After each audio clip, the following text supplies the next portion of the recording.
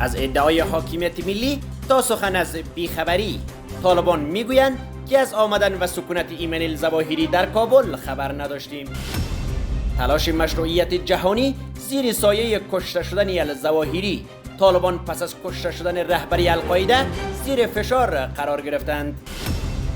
افغانستان زیر پرچم طالبان در محور گفتگوی دوحه با واشنگتن، وزیران خارجه آمریکا و قطر در مورد افغانستان بحث کردند. درس دختران از شریعت اسلامی تا اسلام طالبانی، دختران باری دیگر برای درس خواندن صدا بلند کردند. و خطر بیداری اژدهای خفته، تایوان مانورهای نظامی چین را غیر مشروع خواند.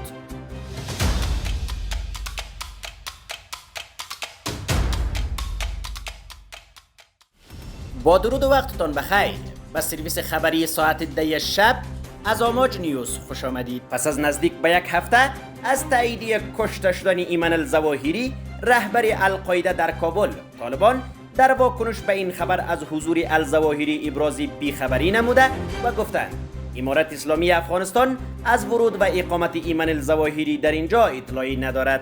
طالبان امروز پنجشنبه 13 اسد با نشر اعلامیه حمله پهپادی روز یکشنبه آمریکا را منجر به کشته شدن رهبر القاعده در کابل شد شدیداً محکوم کردند. طالبان در این اعلامیه به آمریکا هشدار دادند که در صورت تکرار چنین حوادثی مسئولیت عواقبیان به عهده واشنگتن خواهد بود. با وجود کشته شدن یکی از خطرناکترین رهبران القاعده در کابل، طالبان تاکید کردند که هیچ خطر از خاک افغانستان برای هیچ کس به شمول آمریکا وجود ندارد.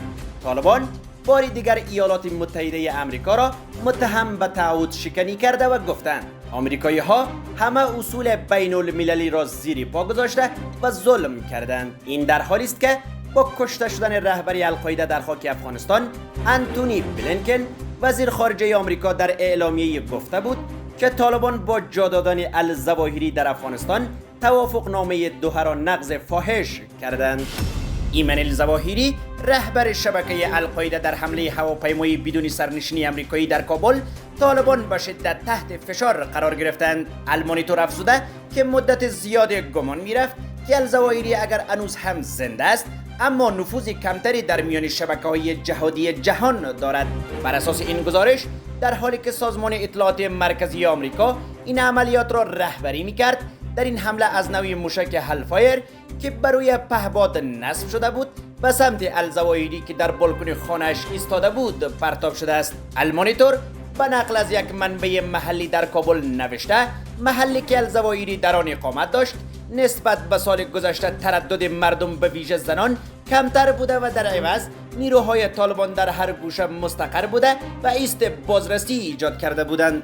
در گزارش آمده است که سال قبل اندکی بیشتر از تسلط طالبان بر کابل در امین محل یک موتر بم گذاری شده اسدالله خالد وزیر دفاع در حکومت پیشین را هدف قرار داد که در آن رویداد 8 تن جانهایشان را از دست دادند و مسئولیت حمله را نیز طالبان به عهده گرفته بود. المانیتور تصریح کرده است که بیشتر از یک دهه افغانستان شاهد چنین حملات در ساحه‌های مختلف بوده است، چیزی که آمریکا آن را مرتبط به شبکه حقانی می‌دانست و این شبکه در سال 2012 در فهرست سازمان‌های تروریستی جهان قرار گرفته بود. در این گزارش در حالی از رابطه القاعده و شبکه حقانی گفته شده که چند روز قبل از کشته شدن الظواهری، سراج الدین حقانی در مصاحبه‌ای با یک شبکه تلویزیونی هند گفته بود که القاعده در افغانستان حضور ندارد و از قبل یک گروه مرده است.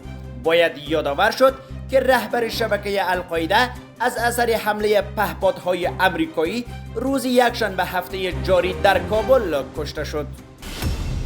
محمد بن عبدالرحمن وزیر امور خارجه قطر با آنتونی بلینکن وزیر خارجه آمریکا دیدار کرد. محمد بن عبدالرحمن وزیر خارجه قطر در توییتی از دیدار با همتای آمریکاییش خبر داده و گفته که این دیدار در حاشیه نشست کامبوج صورت گرفته است.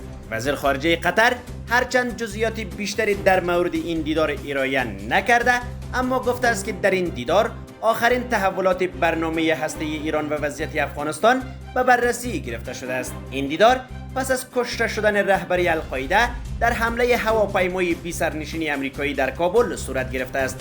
قطر تا اکنون هیچ گونه واکنشی نسبت به این حمله نداشته است.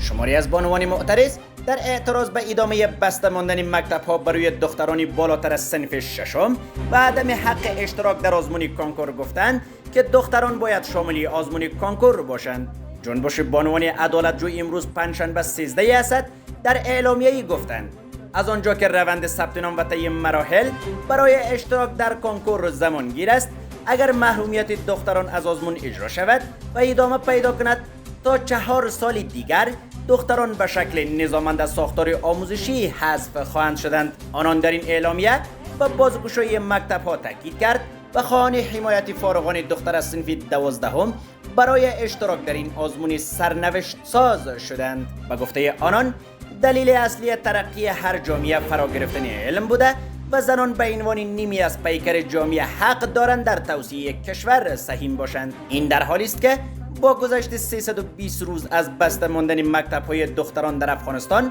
طالبان آزمون کانکور را تا بعد از ماه سنبله به تعویق انداختند. پیشرفت یک ملت بستگی به افراد با دانش آن دارد. در این صورت درب مکاتب باید برای دختران باز شود و همچنان برای دختران اجازه اشتراک در آزمون کانکور سال جاری داده شود. با ما همصدا شد. یک روز پس از سفر رئیس مجلس نمایندگان آمریکا به تایوان، جزیره خودگردانی که پکن آن را قلمروی چین می‌داند، چین مانورهای نظامی بی سابقه ای را در 6 منطقه تایوان آغاز کرد. این مانورها تا روز یکشنبه ادامه خواهد یافت.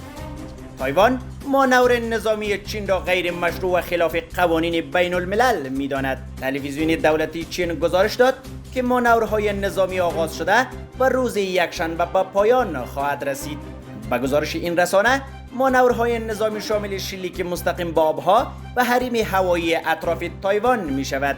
مقامات تایوان مانورهای نظامی چین را حمله به قلمرو تایوان خوانده و گفتند این رزمایش‌ها قوانین سازمان ملل را نقض می کند و چالش مستقیم برای کشتیرانی و ترافیک هوایی ایجاد می کند. سخنگوی کابینه تایوان مانور نظامی را با جدیت محکوم کرد و همچنین گفت که وبسایت‌های وزارت دفاع، وزارت خارجه و دفتر ریاست جمهوری مورد حمله هکرها قرار گرفتند. وزارت دفاع تایوان افزود چهارشنبه شب تنها چند ساعت پس از عزیمت پلوسی به کره جنوبی، هواپیماهای ناشناس احتمالاً پهپادها بر فراز منطقه جزایر دورافتاده کنمن تایوان در نزدیکی ساحل اصلی به پرواز درآمدند. چین که تایوان را سرزمین خود می‌داند و حق تصرف آن را به زور برای خود محفوظ می‌دارد، روز پنجشنبه اعلام کرد که اختلافاتش با این جزیره خود مختار یک امر داخلی است. دفتر امور تایوان مستقر در پکن چین گفت